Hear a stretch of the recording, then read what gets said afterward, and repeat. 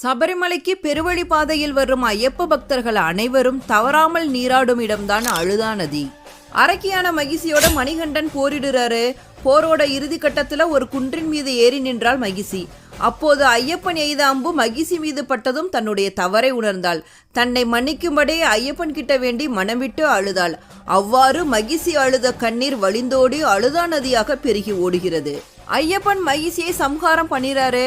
ஆனா அவளுடைய பூத உடல் வளர்ந்துகிட்டே போனனால அவள் மீது கல்லை போட்டு அந்த வளர்ச்சியை தடுத்து நிறுத்தினாரு. இதை நினைவு கூறும் விதமாகத்தான் இன்றும் அழுதா நதியில் மூழ்கி நீராடும் கன்னிசாமிகள் அனைவரும் ஒரு கல்லை எடுத்துட்டு வருவாங்க.